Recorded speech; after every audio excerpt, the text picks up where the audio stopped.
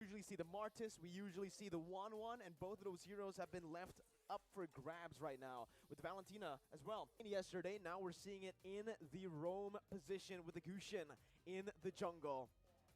Wow. Based on both of the drafts, both of the drafts has a lot of dimensions to play. The Land of Dawn for Team Philippines versus Indonesia on the opening match of day number 2. We're going to dive straight into the Land of Dawn, ladies and gentlemen, for Indonesia versus Philippines. Wow, honestly, the early game is going to be so important here, because at any moment, right, any one of these teams, they can actually get an advantage, and if they do, both Indonesia and Philippines are notorious for taking that kind of lead and actually using it as efficiently as possible and punishing every single mistake. And if they do that, they can set the tone for the mid to late game all the way since as early as the 2nd or 3rd minute. You can see in the start here, both teams wanting to go for just a normal start, not really going for anything too aggressive early on. They both just want to clear their camps, get to a point where they can finally actually deal out some damage to burst and obviously use those power spikes well. Here, Arashi, with the pathing of both of the junglers, it does feel like they want to play towards the side laners a little bit early as well. We've also seen many times that Del Rosario on the utility junglers really likes to go and clear that gold lane to help the Beatrix out. Well, the early game, it's going to be so much pressure, so many things for the roamers to do, right? Because in the early game, it's always about how the roamers can facilitate. Will they move towards the gold lane? Will they move towards the mid lane? You know, once you get one of your laners ahead, that will allow you to use that lane as the basis to make plays happen. Well, here it is once again, 2 minutes in, and it's going to be Team Philippines who have a neutral objective secure for Team Philippines. And now they're going to look, again, just to play it calmly, play it efficiently. And that's exactly what they need to do. They do not need to go for anything too aggressive here when they have the lead. For the Indonesians, they need to make sure that they abuse that cult altar as much as possible. They do have the Black Dragon form as well, so those objective takes are going to be very much in their favor, only if they're able to actually get an advantage and actually capitalize on the fact that they have a bit more crowd control and they have a lot more utility that they can actually abuse to force the Philippines into a tough spot. But of course, if they do go too aggressively, there is a Lapu-Lapu, there is a Valentina, so a lot of counter-engage potential from the side of the Philippines. Well, here it is, another engage coming in, and that's going to be Dreams taken really low. First blood over to Philippines as they're looking for more. That's the IMU doing work, stealing away to the Divine Judgment and picking up another for Imam in the mid lane. That is what you have to be aware of, man. If you don't want to deal with the engage, you can engage on the engager, and that is exactly what the Philippines have done. They take out Dreams, and they hunt for stragglers afterwards. They have the tempo in the game right now, and if you look at the side lanes, that is where the action will start building up. Because with pressure in all the lanes from the Philippines, they're going to try and cut into the jungle and cut off members of Indonesia from their own backup. I just really like how Soriano is taking this lane, is approaching this lane, this matchup, right? Up against the Melissa, he knows exactly that he is going to lose out if he goes for these trades, if he goes for these 1v1 duels. So what he does is he swaps over to the Bennett just to clear out the waves, rotates over to help this team, and simultaneously gets even more gold because they're trying their best to actually funnel as much towards Soriano. And if Soriano gets a bit more items, he can very easily start poking down members from the side of the Indonesians, because there's only one real tanky frontline member in Psychots, and if he is too low for a fight, it's going to be very difficult for the Indonesians to try and contest any kind of objective. Well, ladies and gentlemen, here, Villa Luna in the gold lane. They're looking for some plays here up in the gold lane. The gold lane for sure has been the target for a lot of plays, but here we go, Nibu's Passion. Soriano picking up a kill, and now Dreams is going to be very, very low. Gets out just barely here, but you can already see the cut coming in from Del Rosario over the top side. There's going to be flickers over under the tier 2. Dreams not using flicker just yet. Very wise to save that flicker, as he did have a bit of backup. Oof. As we called it out, man, the side lanes, there you go. Indonesia just a bit too late, a bit too behind when it comes to that pressure, and the Philippines absolutely capitalize and punish anybody who doesn't want to back away from their first turret, and they have taken the first structure, the first objective, and with that, they will have a lot more areas on the map to make plays around, and they do have a lot of very good catch.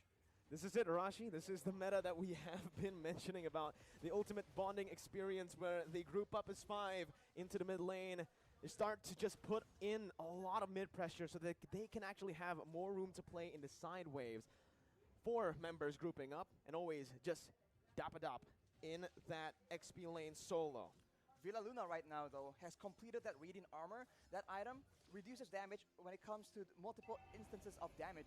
So against a Faramis, against a Kaja or the Gusion, it's going to be very good. But look at that. Pick potential over to Del Rosario, but he comes in using so much damage with the Appraiser's Wrath, taking back a whole lot of HP and outplaying the situation, turning it completely around.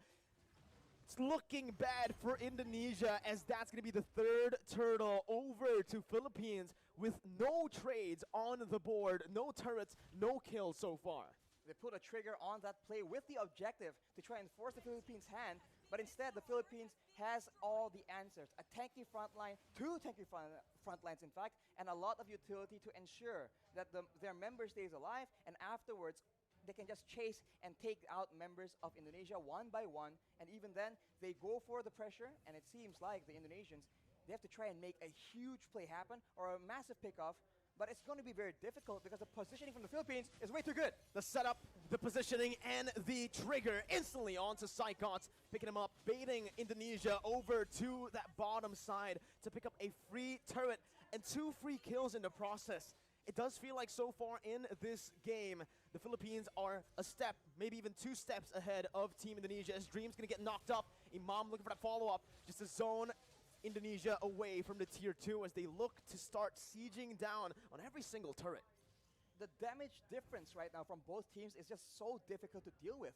We mentioned how there's only one real frontline on the side of Indonesia, and look at what happens to him in a big fight. He gets taken out. The cult altar is so non-existent. The Philippines are able to just burst through it and go on with their day. Soriano right now with the Malefic Roar completed. That is a lot of penetration on top of the already insane amount of damage and burst that the Beaches can bring to the table. This is what Philippines loves to do when they're ahead, right? They use the distraction that is Dap-a-Dop, who's practically currently unkillable on that Lapu-Lapu.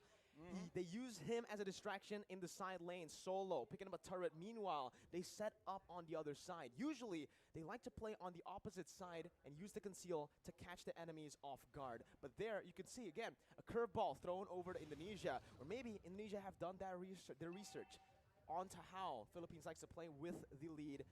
They take another step ahead, and they think 2 steps ahead of Indonesia. Right now, again, it's going to be Divine Judgment coming in, but it's all onto the frontliners with a lot of the resources burnt out. It's going to be Cyclops who jumps in and finishes off Soriano in the back lines, splitting Philippines in 2. Imam now flickering out, getting to safety, but all that was for the Lord. It's a 2-for-1 in the end. 2 kills over to Indonesia for a Lord take. Arashi, who's it worth for? Oof, I think considering the fact that the Philippines are so ahead and they are focusing now more than ever on taking all those structures away from Indonesia, I think the Lord will be very, very beneficial. Unfortunately, they lose their gold leaner as well, which is not ideal. But if you take a look at the items right here, he is on 7,300 gold. As we mentioned, BOD and straight to a Malefic Roar, ensuring that anyone getting caught in his ultimates will get absolutely decimated. What's another thing that I want to mention is the fact that the 2 kills that Indonesia picked up earlier was onto 2 members with no bounty. There was no shutdown there. So even though Indonesia were able to find some kills, it was just normal gold. It wasn't the added gold that we usually see. And they get the Lord for that. So if it was a shutdown, I would actually say that Indonesia definitely came out on top in terms of value. But here, Taz might actually be caught, forced to use that ultimate defensively to get out. And everyone is from the Philippines is available because the death timers are very, very short, and they're going for a siege here where Indonesia don't have a lot of tools to try and counter the poke damage. Slowly but surely, the Philippines is chipping away at the structures and at the EHP bars of the Indonesian players. It's a good defense by Indonesia. They're able to minimize their losses here, only losing that tier 2 in the mid lane for now. But Brands is going to be zoned away from that mid lane. Philippines looking for that, but look at Psychots with the Petrify. He's able to find 2 on the flanks. Psychots absolutely massive as his engage has started a war that Indonesia can finally win here in this game. 3-for-0 trade as Indonesia look to climb, to crawl themselves back in this game. Blink and you'll miss it. An engage that gave way for Indonesia to take 3 kills for a trade of none.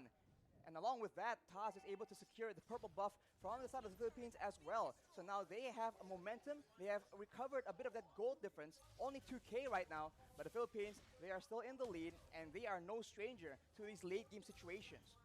Dreams opening up the map just a bit. Going to be chunked down by Del Rosario, but he is going to be able to back off without having anything taken away.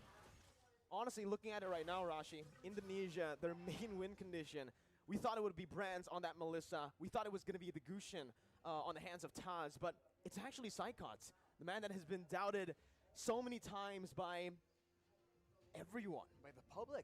I mean, this man has had a very lackluster season in his last performance. That was a performance in the last season, actually, rather. But here, knowing that Indonesia are relying very, very heavily on a very reliable engage. His Yuzong has been critical, but after 2 engages, will Philippines fall for the same trick twice?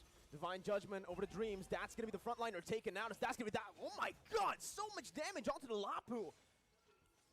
Unfortunately, won't be enough though. And now Indonesia, they're actually backing away, and it will be waiting for the Lord take. And Philippines, they are so good at the Lord dance. Going back and forth, waiting for their opponents to make a mistake, and with such a long-range basic attack on their B-Tricks, they can do better.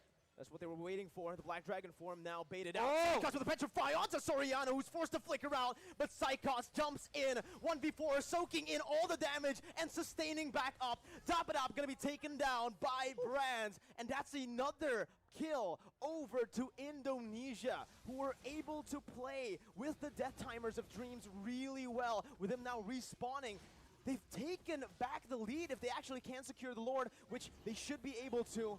Free Lord over to Indonesia. They're not stopping just yet though. Conceal play from Indonesia. They back off. Back off for now, as the orange buff will be contested as well. So the Philippines are now on the back foot, and if we look at the composition, in a way, right, in the big team fights, there's a lot more DPS and utility available in the hands of the Indonesians. After that play, they go for the purple buff as well, and the Philippines have a huge problem on their hands. The Black Dragon form lasts for way too long. The Guiding Wind was used to try and buy some make some distance, buy some more time, but it was not enough. The Philippines must come up with a different solution, a different answer. A momentum shift in the 13th minute of the game. And now it's Philippines who have their backs against the wall with the Enhanced Lord marching in that top lane. Evos Legends here, Team Indonesia are going to look to try to siege them down. Psychots once again with a Black Dragon form as Del Rosario tries his best to keep Psychots at bay. The damage comes through once again for the siege to take place, but that's going to be Dapadap who jumps in with the bravest fighter. But it's going to be a good disengage from Indonesia, backing off knowing that they have found some value. They've taken every single tier 2 except for the bottom lane. And look at how Psychots is playing around with his Petrify, man. He goes in for the Black Dragon form, but he doesn't always use that Petrify. And when you think about it, the Petrify is what makes these engages so dangerous. It guarantees the Furious Dive knockup, and that is what allows Indonesia to just be a lot more elusive. And as we talked about it earlier, this is what is so dangerous. They can feint around, act like they're about to engage a fight, and then back away. The Philippines need to identify the right moment and then adjust accordingly. Do they want to go and fight after the Black Dragon form is down, or do they want to just stall? Villaluna with that circling eagle over the Brands, but it's going to be baited in with the cold ulcer placed as well. Soriano targeted by the flanks, and that's going to be Taz who picks up the Beatrix. Soriano taken down, Brands in the midst of it all, still life stealing with his fighter. Bro, it's massive. He is an absolute beast as he wins the battle for Indonesia. It's a 4-0 trade. Indonesia with a comeback here with the tides turned completely. completely. Only Villaluna left to defend with the mini wave crashing in. Villaluna going to be brought back by the Shadow Stampede. Villaluna outside of the base, and Indonesia with the Divine Judgment onto Villaluna will go for the base to pick up the first game of the series. Oh my god, what an upset! It looked like the Philippines were going to cruise to an easy victory, but the Indonesians pull through. 1-0 right now, and they have shown that against all odds, against all the hate and the doubters, they are here to stay. Give the MVP over to Psychos, man. Wow. What a performance and what a statement here. We predicted Philippines, man. Wow. Oh my goodness gracious. The caster curse strikes again. The caster curse strikes You again. can never make a right prediction. It just does not work like that. Indonesia having an elite, but of course, you know, calm down a bit because the Philippines are no stranger to this position. What a performance here by Indonesia. But obviously, again, this is something that we spoke about earlier before the game started. We mentioned that for Team Indonesia, this new team that was formed is a very coin-flippy team. When they're behind, they will constantly look for these crazy engages, these crazy flanks to turn the tides around, and that's exactly what happened. They coin-flipped their way to victory. You mentioned it earlier, Arashi, that Hail Mary play that happened once, getting the Petrify and the Furious Dive onto both of the backliners. It might not be able to, like, Psychots might not be able to land that twice, right? He did it once. I don't think he's going to do it twice, but he did. He didn't need to, actually. All he needed to do was flank. So Soriano gets into position for Taz to pick off. That is what is so dangerous. If you take a look at the highlights here, the match MVP is going to be Brands, and he, in the early game, was struggling so hard because the Philippines, they know which lane they want to shut down in the early game, but unfortunately, they don't put all the resources on shutting down Psychots, and Psychots turns out to be the main problem for them to deal with. In the late game as well, having an assassin in the early game is a bit difficult because especially against a Fredrin, a fighter in the jungle, it's a bit of a tough matchup. But in the late stages of the game, where your gold laner, your mid laner becomes the main source of damage output, having someone that can delete them in a blink of an eye is definitely an advantage that Indonesia has put to an absolute good use. Just look at the replay again. First 10